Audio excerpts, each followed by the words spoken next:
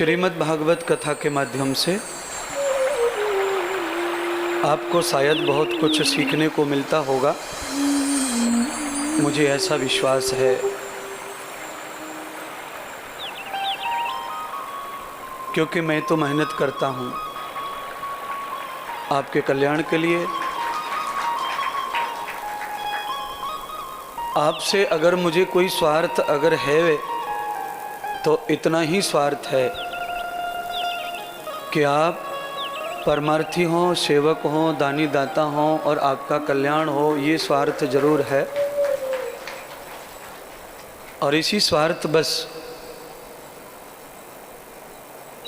मैं बहुत ही आत्मा से निकले हुए शब्दों का ही वाचन कर रहा हूँ। वो तो पोथी किताब जो है वो तो रखी है बंधी हुई,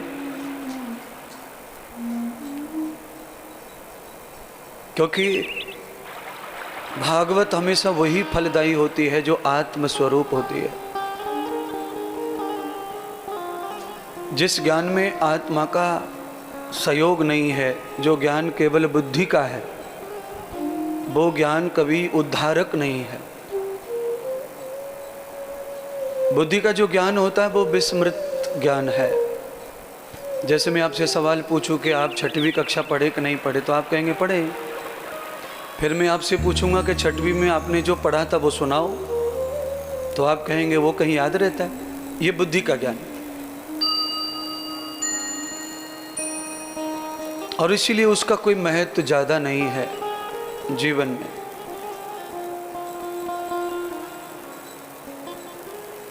जन्मं जन्मं यथा पूर्वं जन्मजातस्तवेधितां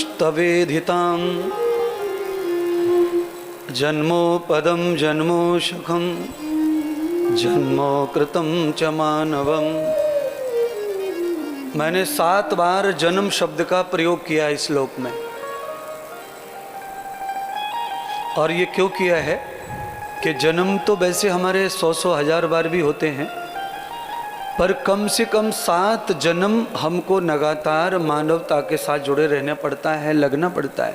7 जन्म जब हम कोई अच्छा काम करते हैं कम से कम, तब हमें किसी अच्छे महापुरुष के वाणी का दर्शन होता है, और अगले 7 जन्म के लिए वो वचन जीवित रहते हैं, वो कभी नष्ट होते नहीं है।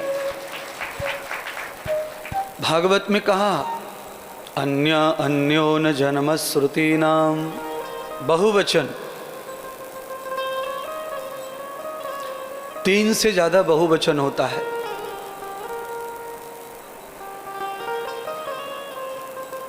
पर भागवत कहती अन्य अन्यम,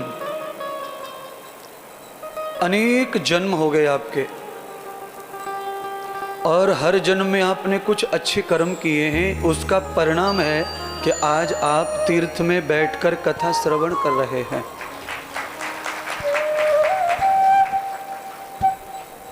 इतना हो सकता है कि आपके अंदर अच्छाइयाँ भी कुछ होंगी, कुछ बुराइयाँ भी होंगी, पर इसका मतलब ये नहीं है कि आप बुराइयाँ हैं तो आपके पिछले जन्म में कुछ अच्छा नहीं हुआ है।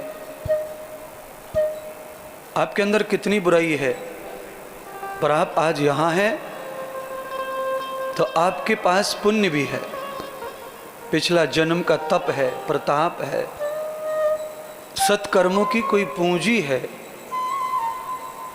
जिसका आज ओपनिंग हुआ है। वो पूंजी की पोटली आज खुली है।